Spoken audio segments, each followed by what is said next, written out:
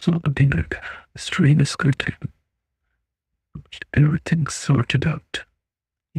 That's good. That's it.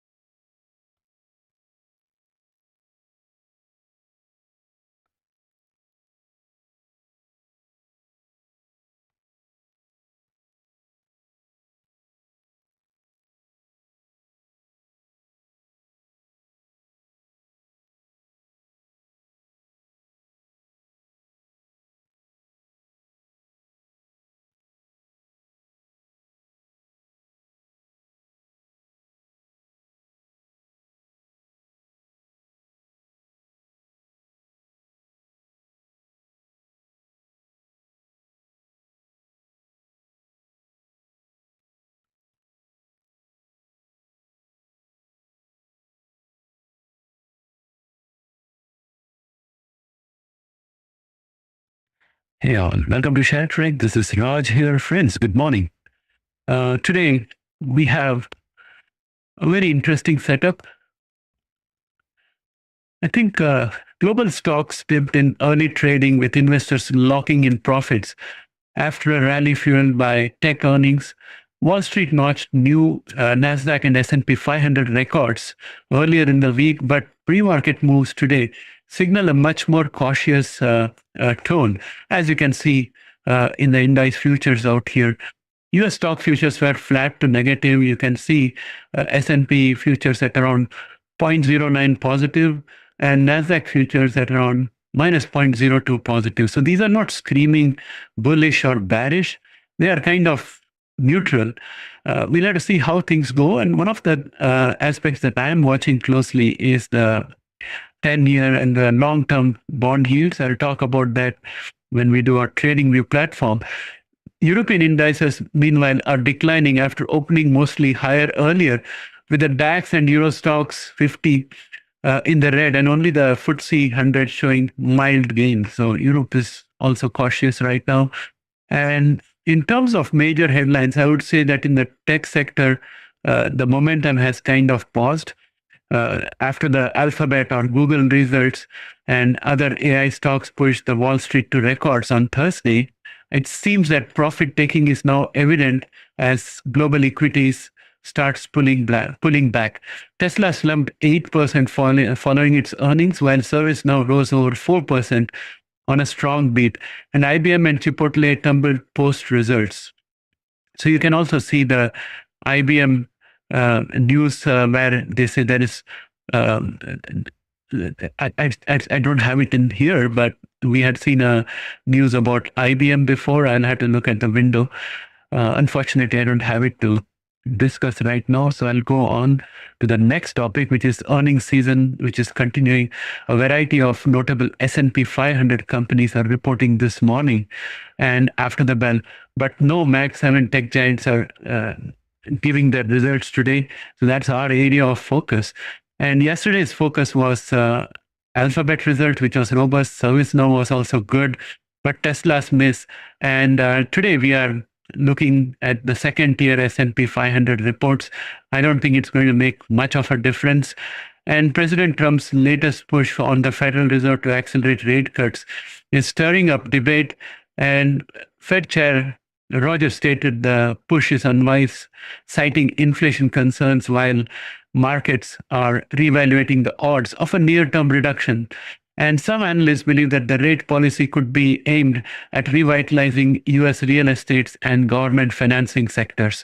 Now, from that point of view, I also think that in Canada, they may need a rate cut because the housing sector is going very bad, and the housing sector, which is weak, would make the GDP for Canada to go into recession, because There's a lot of value built into Canadian real estate and the home renovation and the construction products, the entire downstream and upstream activities. So I support that. But again, if you reduce the interest rates, then it's only going to fuel inflation on top of the tariff effects. So we have to see what the Fed will do. Oil markets are steady, and global business travel is recovering, and it is set to hit 1.5 trillion in 2025, up around 6.6%. But the pace of growth is slowing after prior double-digit rebounds. And in the pre-market movers, I think Tesla is notable. And Google is notable. A macro sector outlook is that traders are bracing for next week's major Fed and Bank of Japan decisions, with the US dollar steady but on track for a weekly drop. US Treasury yields are modestly higher at 4.43%. I'll talk about this separately in the TradingView platform. US durable good orders and jobless claims are due today and could influence the direction of into the open. And let me go and have a look at that economic calendar. I think economic calendar, trading economics, economic calendar.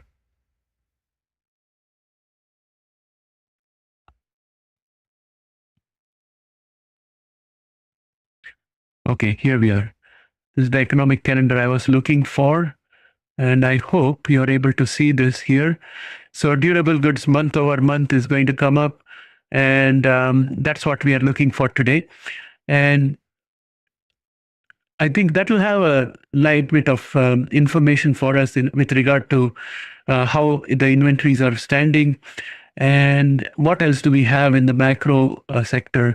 President Trump's European trip and central bank will remain key pressure points. Trump is going to Scotland, and I think he's got some business out there. Last time also he went to Scotland during the Stormy Daniels thing. So let us see what's happening out here, because the DOJ has met with Ghislaine Maxwell yesterday, and they're going to meet again today. And there were rumors that she was carrying a box of evidence with her after the meeting. So we'll have to see what comes out there. And Trump getting away from the US at that point of time, is there some significance to read into it? And will it have an impact on the market? I don't know. But that's what it seems like out there. Now, let's go on to have a look at the actual indices themselves and the futures. And let us do a very quick roundup of what's happening out here.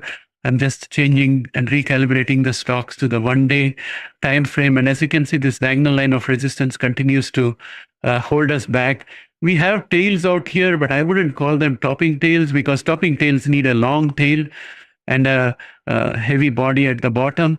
That has not happened. So I would consider this to be a resistance which is actually pushing it down. For today, the resistance is going to be 6,427. We are at 6,406 in the S&P 500 futures. The bearish divergence still continues. NASDAQ is again being held below the topping tail that we have had. As I said, the topping tail has to have a long tail and a bigger body. This one out here, this candle, green candle, seems to be looking like a topping tail. But I have drawn this this horizontal line of resistance which connects all these tops, and we are yet to break through it since the last 1, 2, 3, 4, 5 days. The entire week we have not been able to break above it. So let us see what happens later on today.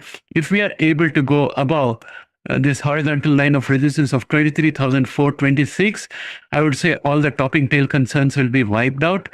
And right now we are at 23,377.25. So I would say I'm cautious about the market. It's very delicately placed to break down. And looking at dollar index, it's up 0.23%, which means the yields are also up. I want to bring your attention to this 10-year yield. Now, this is the right shoulder, this is the head, and this is the left shoulder, head, and the right shoulder yet to form. Now, I have drawn this diagonal line, which is a neckline, which connects the peaks on these two sides, on the two sides of the head.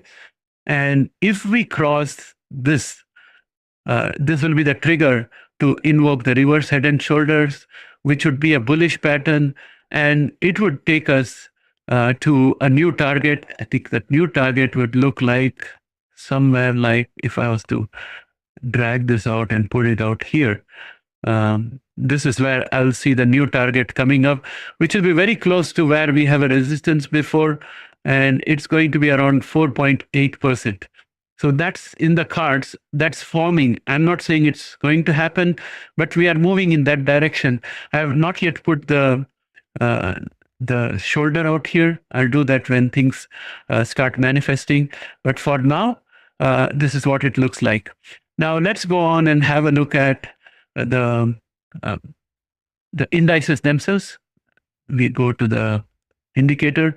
S&P 500 is going to still be above this diagonal line of support, and the support for today is going to be 6,333.43, and Nasdaq also still continues to have the divergence, and it has a resistance which is going to be today at around 23,264.83, and if we break above this and if we open above this, then this will become a support, and our resistance will end up being 23,485. And we have the VIX, which is moderated even further. The volatility is going down, so things are looking placid out here. Gold is down 0.80% with the dollar strength. You can see gold prices going down. Yesterday, I attempted to buy gold at a price which I didn't get. So I'm going to attempt to buy gold again today because it can bounce after that it touches the support out here the way it has done on the past.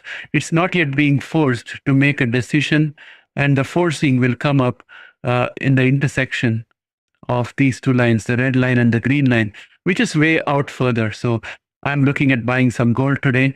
It will be ZGLD on the Canadian side. Then we have QQQ, which is flat in pre-market trading. It shows you the indecision that the market is facing. And as far as put-call ratio is concerned, it's becoming more and more neutral. It's at 0.89. And I would like to take you to the AI charts. We look at NVDA.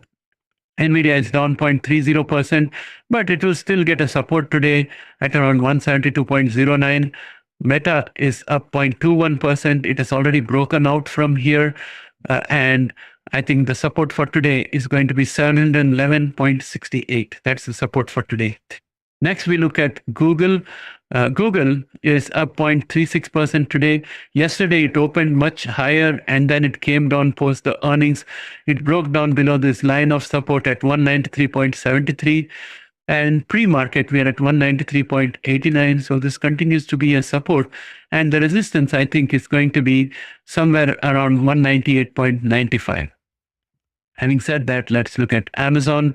Amazon is up 0.34%, and we have the earnings coming up on the 31st, and Amazon is doing pretty well so far. And we had a price target for Amazon somewhere around 258.32. And for today, I think the support is going to be somewhere around, I would say, 227.59. Right now, we are at 233.00 in the pre-market action. We have Apple also up 0.27% in pre-market trades. Microsoft is up 0.37% in pre-market trades. And our resistance for today is 514.75. Right now, we are at 512.77. Tesla is up 0.80% in pre-market trade. After the fall, I think we have a little more to give up on Tesla. I think we have to confirm about the support of 298.40. We are very close to that. I think this gap up is what a bullish person would look for and look for the price to go up and fill it up so that the resistance is 329.42. A bearish person would say that it's time for us to take out 298.40 because the results were not great and we still don't have any proof of the Optimus Prime or even the robotaxis in the very infant stage. Of course, there has been application to expand the areas, but right now I think there is a little bit of human intervention in those robotaxis. Until that goes away, I think scaling would be an issue that will be a little suspect in my opinion. If you guys have an opinion, please put that in the comment section in this regard. And Oracle continues to move up marginally. We had a bullish pennant out here, and I think we are trying to break out of the pennant. Now we have AMD, which is up 1.28. It's very interesting when you look at NVDA, which is down 0.35. And then we look at KMD, which is up 1.22% in pre-market trades. The news is that AMD is increasing its market share in personal computers and servers, while Intel faces cash issues and chip delays, leading to the expected underperformance for Intel. So it seems that in the three-dog fight, NVIDIA is on the top, and AMD is now cannibalizing from Intel, and that's why AMD is doing good today in the pre-market session. So that's very interesting. Now let's look at SMCI. SMCI is down 0.65% in pre-market trades. It will get support at 50.24.